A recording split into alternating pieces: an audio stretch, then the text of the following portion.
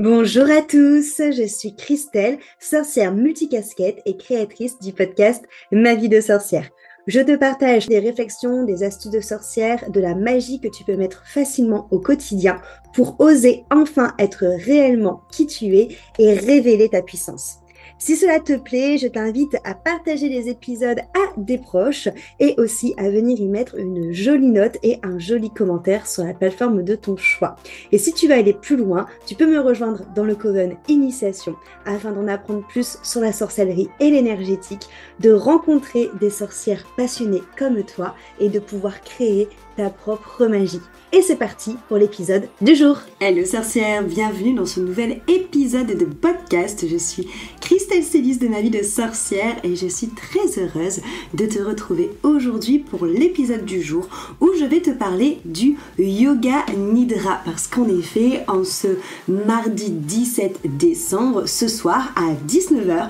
tu as rendez-vous dans le calendrier de l'Avent pour participer à une séance de voyage en conscience modifiée. Donc tu auras accès à cette pratique soit via la newsletter où tu recevras le mail de connexion, soit via mon Instagram, mais dans tous les cas vous aurez accès également au replay. Donc j'avais envie de te parler de plusieurs choses parce que ce voyage de conscience modifiée va être un voyage dans les énergies de Yule, donc je vais te parler de ça en second plan. Et avant de partir dans ces énergies là, j'aimerais d'abord te parler du yoga nidra, donc de la pratique qu'on va faire ce soir. Donc le yoga nidra est aussi appelé le yoga du sommeil. C'est une pratique qui est ancestrale et c'est une pratique de relation profonde qui amène à un état de conscience modifié entre semi-réveil / veille et sommeil. L'idée c'est de venir vaciller entre ces deux états de je suis conscient, je pars, je reviens, je pars, je reviens. Donc de pas, et bien en fait j'allais dire de pas totalement sombrer dans le sommeil, mais en fait tout est carrément juste. Ce que j'ai pu observer à chaque fois que je donne des yoga nidra, c'est que parfois tu as des personnes qui vont rester en alerte, on va dire, et conscientes durant toute la pratique, et ça a du sens parce que c'est des personnes qui devaient écouter clairement les messages qui étaient distribués durant la pratique de yoga nidra, et tu as des personnes au contraire qui vont totalement s'endormir, même si en vrai c'est pas un réel sommeil, parce que généralement quand je fais revenir les personnes, elles reviennent tout le temps, donc on est plus vraiment dans une sorte de mise en veille en effet, et qui tout simplement est là parce que c'est l'inconscient qui doit écouter le message. Donc tout est juste parce qu'il y a à la fois ce conscient qui doit écouter, qui des fois est présent, des fois l'inconscient qui doit entendre le message, et du coup on s'absente pour partir dans une sorte de veille / sommeil, parce que c'est ça que notre âme et notre esprit a besoin. Mais en tout cas, c'est vraiment cette notion d'être entre deux eaux au niveau du yoga nidra et de naviguer. Et c'est vraiment un outil qui apporte une relaxation vraiment totale et globale, que ce soit aussi bien du corps que de l'esprit, et qui va venir amener un point de guérison, un axe de guérison et de bien-être sur justement tous les plans, et notamment sur le plan conscient et inconscient. Donc c'est vraiment une pratique qui est hyper complète, je dirais, et qui est aussi très douce à pratiquer. Je vous ai parlé des voyages sonores, moi c'est vrai que généralement j'aime bien associer les deux. Mais c'est vrai que le yoga nidra, c'est vraiment quelque chose qui est très doux, mais qui peut être en effet très puissant. Il y a eu plein de personnes qui ont eu des révélations après un nidra, qui parfois même ne s'explique pas, mais que ça vient vraiment parler vraiment à notre inconscient, à notre âme, à ce qui se passe derrière notre ego et à derrière ce qu'on voit avec nos yeux d'humain. Et c'est une pratique pour moi qui est aussi l'ancêtre de l'hypnose, et je vais t'expliquer du coup pourquoi, voilà, dans quel point c'est aussi l'ancêtre de l'hypnose. Donc le yoga nidra, comme je te l'ai dit, c'est vraiment cette outil qu'on va voir apparaître dans les textes anciens, relié notamment à une branche, encore une fois, du yoga. Donc comme tu le sais, il n'y a pas que les postures dans le yoga, il y a plusieurs branches, et le yoga nidra fait partie d'une de ces branches, et c'est vraiment associé à un état de conscience modifié qui est associé au sommeil divin de Vishnu, qui est l'une des divinités les plus importantes dans tout ce qui va être hindouisme. Et on est vraiment sur un outil qui va voir le jour dans les années 1950 à peu près, qui a été créé par Swami Satyananda Sarasvati et qui a fondé justement le Yoga Nidra dans une pratique structurée, donc vraiment avec des étapes. Et donc c'est pour ça que le Yoga Nidra, c'est vraiment quelque chose qui est finalement assez carré, parce que c'est le déroulement de cette séance et ces étapes à suivre qui permettent justement d'avoir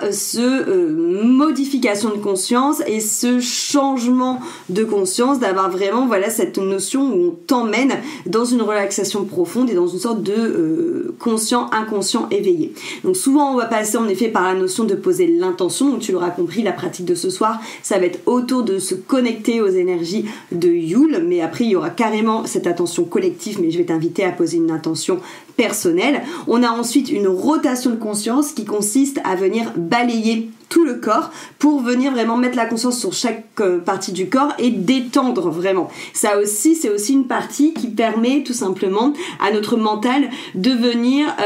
s'apaiser, parce qu'il prend vraiment conscience de tout ce qui s'entoure, de la respiration, des bruits qu'il entend, de ce qui touche, de toutes les parties du corps, et c'est vraiment ça qui permet de venir faire cette rotation de conscience, parce qu'au fur et à mesure,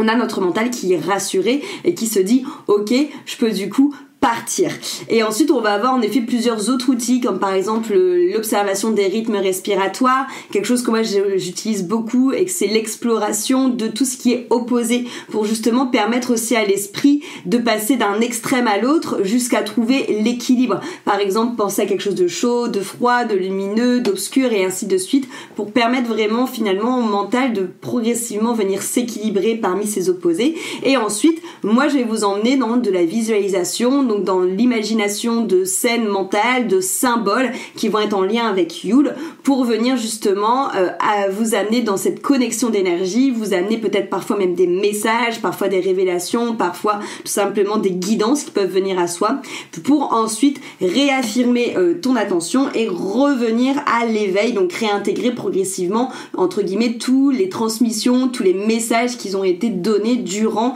ce voyage en conscience modifié. Donc les bien-être du Yoga Nidra, c'est principalement en effet la réduction du stress et de l'anxiété, parce que c'est foncièrement une pratique qui est très douce, qui est très calme, et qui par ces différentes étapes va vraiment permettre à ton mental de sortir de l'état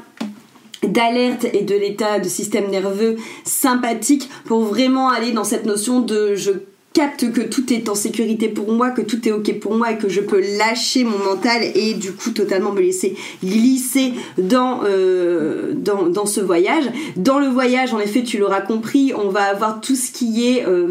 exploration de son subconscient, exploration de ses émotions, équilibre émotionnel, aussi possibilité d'avoir justement des messages, d'avoir des guidances, d'avoir des significations, des symboles. Donc tout ça, ça va être relié aussi au Yoga Nidra durant le voyage. Et après post-Yoga Nidra, j'ai beaucoup de personnes qui en ont fait avec moi quand j'étais notamment à Lille, qui ont vu vraiment des résultats sur tout ce qui était amélioration du sommeil. Donc ça vient vraiment aider à s'endormir, ça vient vraiment lutter contre les insomnies, et ça vient vraiment aussi travailler sur tout ce qui est douleur chronique, parce qu'il y a beaucoup de personnes notamment qui ont la fibromyalgie, pour qui le Yoga Nidra est un excellent outil de soutien par rapport à cette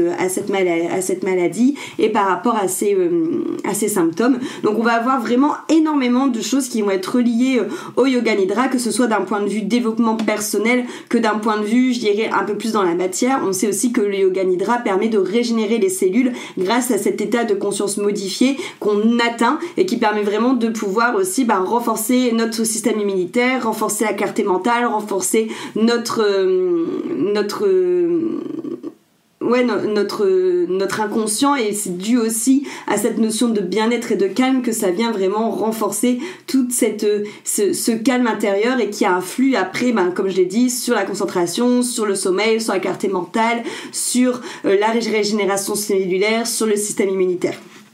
Donc le lien que moi je fais beaucoup avec le yoga nidra, les états de conscience modifiés et l'hypnose, pour moi il y a vraiment une similitude. Déjà il y a une similitude dans cette notion qu'on est sur des techniques de relaxation et de transformation intérieure qui permettent vraiment de rentrer à l'intérieur de toi grâce à un cadre qui est thérapeutique et qui permet vraiment, grâce à vraiment une vraie structure et réellement à des méthodes, de venir justement te détendre pour aller sur des différents niveaux profonds de la conscience et qui permet de faciliter une guérison émotionnelle, une transformation aussi qui va être personnelle et intense mais tout en étant douce et qui permet réellement de pouvoir lâcher des croyances qu'on va se faire, des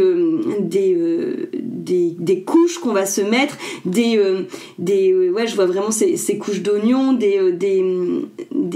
illusions qu'on va se mettre et qui va vraiment permettre de tomber dans cette relaxation profonde, dans cette transformation profonde grâce à ces techniques d'état de conscience modifié jusqu'à amener à une guérison. Donc vraiment, c'est vraiment un peu le yoga nidra, pour moi c'est vraiment un mélange entre l'exploration de conscience, entre la relaxation, entre la méditation et aussi entre un chemin vers un état de bien-être intégral, de guérison intégrale par rapport à l'inconscient et par tout ce chemin qu'on fait. Et donc c'est vraiment là-dedans que je vais t'emmener ce soir. Donc je t'invite vraiment, si tu es dispo à 19h, de le vivre en direct. De toute façon, dans tous les cas, encore une fois, tu auras accès au replay. Et donc ce soir, le voyage que je te propose en Yoga Nidra, c'est sur les énergies de Yule. Parce que c'est vrai que je vois souvent un peu comme une petite guéguerre entre Yule et Noël. Yule qui est du coup l'ancêtre, on va dire, païen, où on est vraiment dans cette notion de connexion avec la nature, de retour de la lumière, de venir honorer, on va dire, ces énergies-là, contre le Noël qui est finalement une sorte de pastiche qui a été donné par l'église et qui est symbole notamment de consommation, de capitalisme et aussi de patriarcat qui triomphe sur l'ancienne religion. Sauf que pour moi, en tout cas à mon sens, Noël fait partie de Yule. Pour moi, je célèbre carrément les deux parce que aujourd'hui, c'est dans la tradition Noël et c'est surtout ce qu'on met derrière. Moi, je sais que Yule, ça va vraiment en effet être plus la période où je vais me connecter aux énergies, voilà, par rapport à toutes les activités que je t'ai données dans les différents podcasts. C'est vraiment ce moment où je vais faire en sorte de faire ma bûche, de faire plein d'activités manuelles, de venir me connecter à l'énergie de l'hiver, de venir être dans cette notion justement de partage avec autrui, de partage aussi, que ce soit avec autrui